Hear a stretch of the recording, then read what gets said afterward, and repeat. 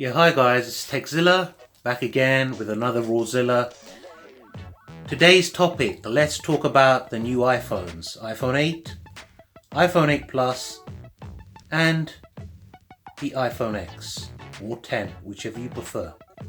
Be right back after my intro.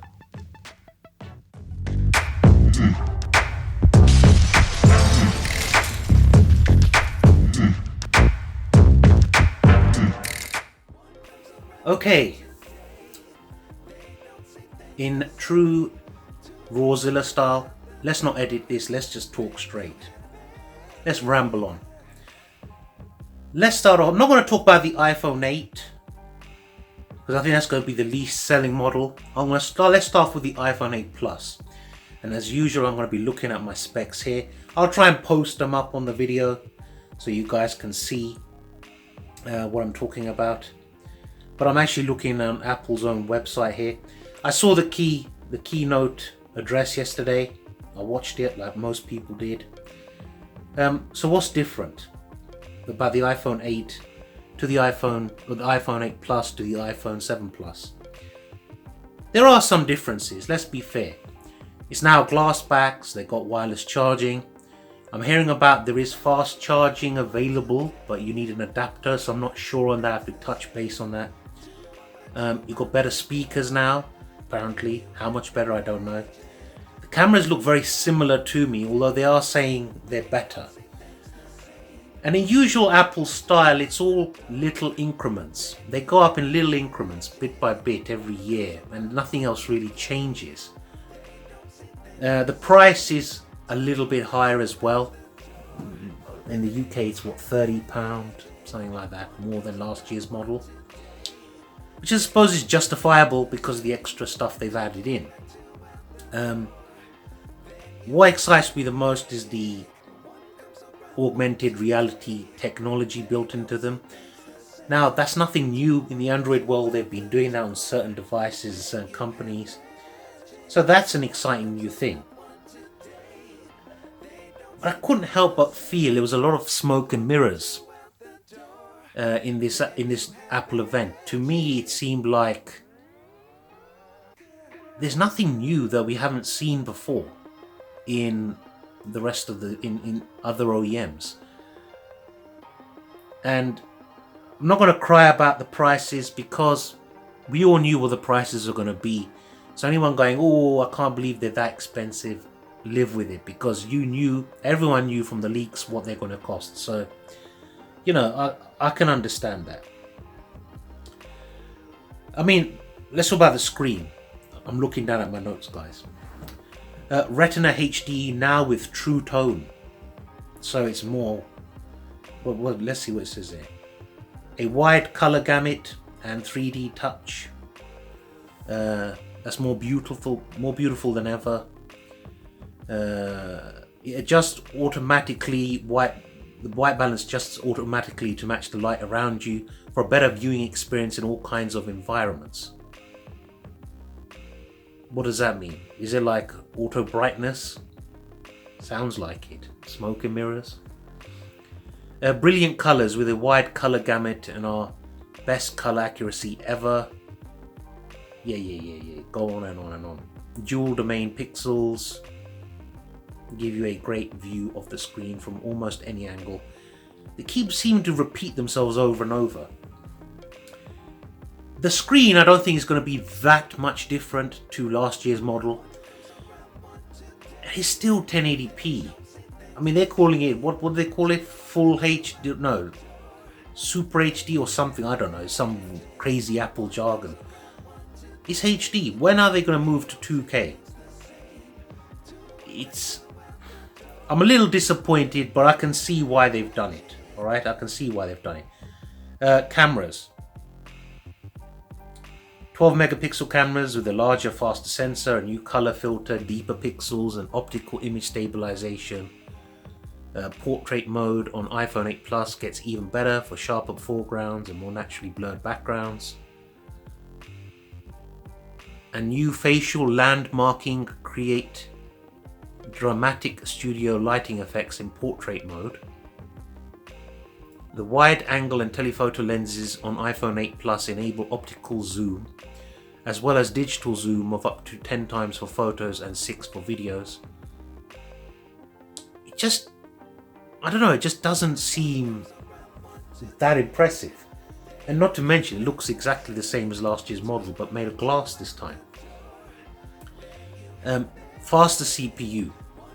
Like an iPhone needs a faster CPU, it's a basic operating system. It's a good operating system, boring, but it doesn't need to. It's like putting in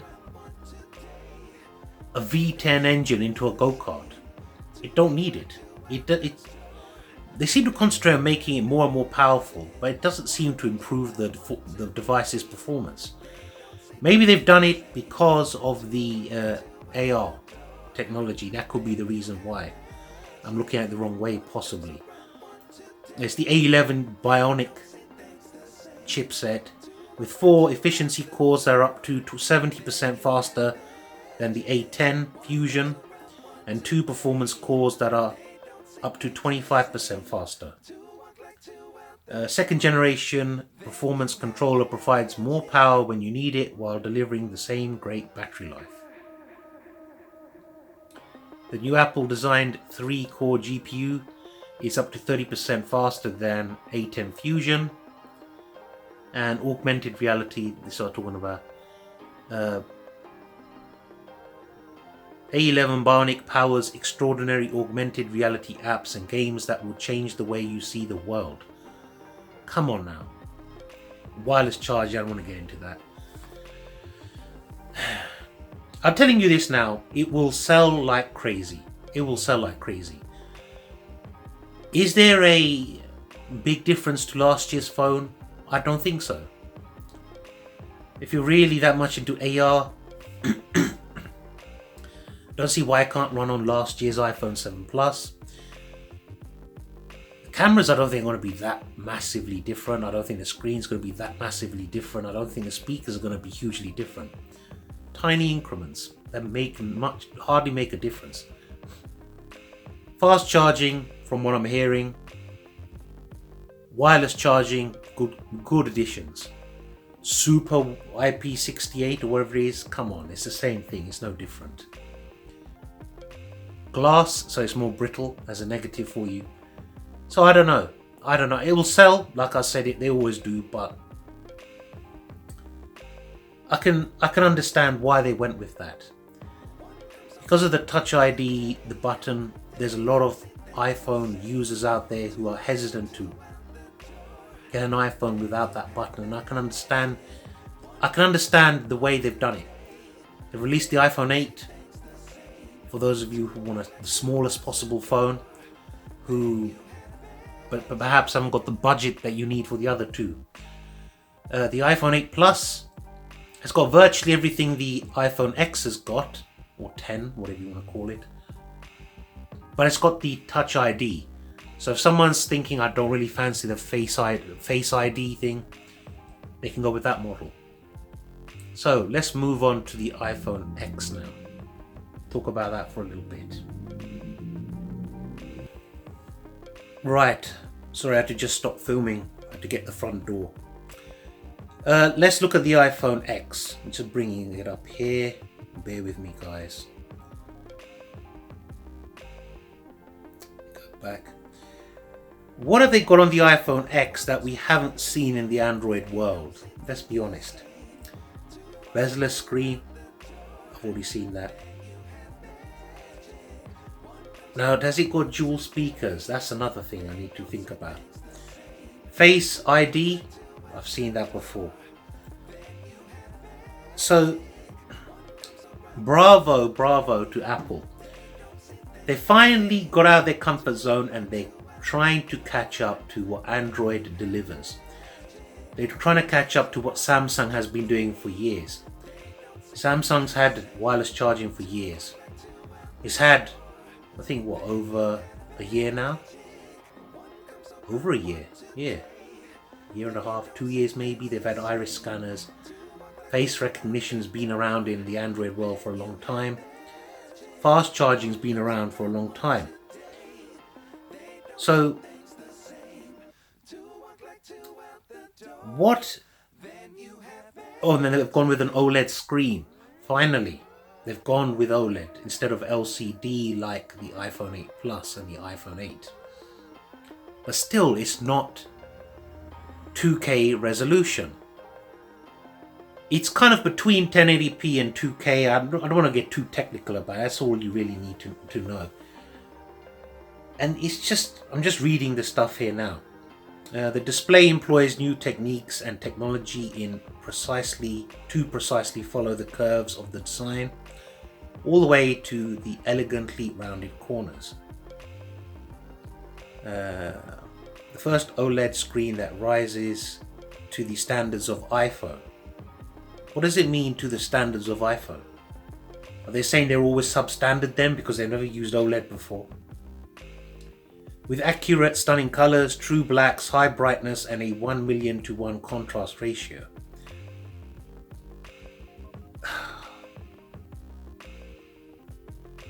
The most durable glass ever in an iPhone front and back.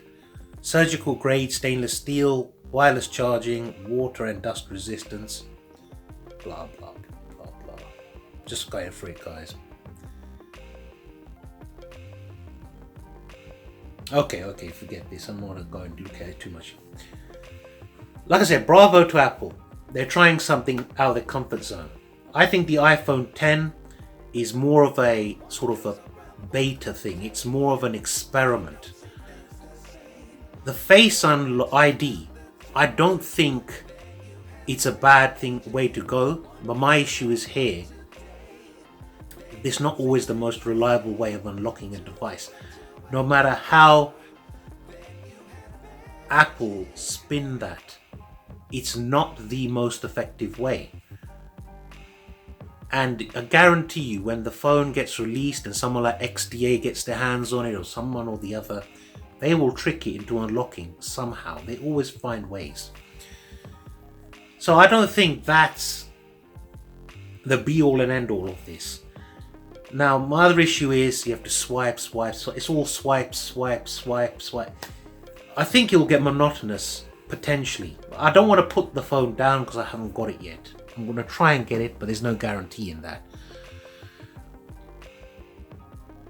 So far, I think they're going the right direction.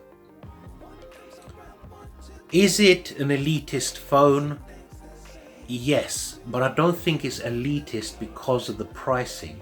I think it's elitist because of the numbers of it being available. I just think people are going to struggle to get hold of that device. I really do, me included. I don't get freebies, so like anyone else, I'm going to have to try and buy it. It's very much the Samsung iPhone, if you like. No, I shouldn't say that, but what have they brought that's new to the table? And don't say it's first time Apple's doing it, fine. Are they really innovating? No. They're catching up. They're using other people's ideas to go forward. They're not bringing anything new to the table here. And I think this is why Huawei has overtaken them in the number 2 spot in OEMs, globally. Samsung still holds number 1. Again, the X or the 10, whatever, will sell like crazy or disappear like that. It will not, but they'll hardly have any available. There's a lot of people upset about it being released later. Now, I get that. And I'm a techie. Yes, I would have liked it to have been released at the same time.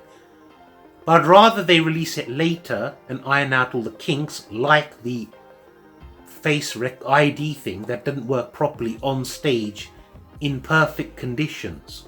They couldn't get it to work. Which is, I think that's one of the kinks they're trying to iron out of this before they release it. So although it's disappointing, wouldn't you rather they delay the release and release it when it's working properly, rather than release it now and then everyone hates on the phone because it doesn't work properly? I know which one I prefer. The price is astronomical, yes, but we knew what the prices would be. Is it worth that price? No, it's not worth the price, in my opinion, because All those things, they're available in other phones for a lot less. A lot less. But if you have to have an iPhone, maybe it's worth that price to you if you're willing to pay. Maybe that's what I should say. I think they should have released all three phones at the same time. But the only problem I think they would have had is the iPhone 8 Plus wouldn't sell as well then. I think that's another sort of marketing ploy they're using. Now let's talk about, so while we're talking about the price, why is it Apple in the UK and Europe and other parts of the world, I'm talking about UK and Europe here, we're getting charged 25% more for an iPhone than in the States? Why is that? When you pay less taxes in Europe and the UK than you do in the States, why are we paying 25% more? Are we special? Tell me, what is... Twitter's been ablaze with people from Europe and the UK complaining about this. Yes, I know in the States that's the price before tax is added. But even when you add the tax, your tax ain't going to be 25%. So we're still at least 12.5% more expensive to buy it here. That's not fair, Apple. Why do we pay the most? It's just not right. So I have to stick up for Europeans. It's too damn expensive. You shouldn't be charging us that at all. Now I'll try and get both handsets for my channel. There's no guarantee. They're hard to get hold of.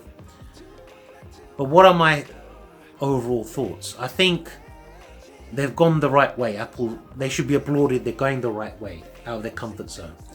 I think also they should be applauded that they're giving three options, so they're not alienating anyone who is an Apple fan. They're giving you the smallest, cheapest option. They're giving you the bigger option with the Touch ID, and they're giving you the Apple Android phone, if you want to call it that. That's me taking the mic. What do you guys think? Tell me in the comments below, what do you think? Do you think it's a big upgrade compared to last year's models? Do you think the prices are worth it? What do you feel about the extra money we have to pay in Europe? Let me know in the comments. Anyway, this is TechZilla signing off. For any of you out there who are getting in either iPhone, make sure you subscribe to my channel, hit that notification bell, because I'm already getting iPhone 8X cases and iPhone 8 cases. The iPhone 7 Plus cases will probably still fit the 8 Plus, so probably be exactly the same, virtually the same in size. Stay tuned, and I'll see you all again real soon. Peace.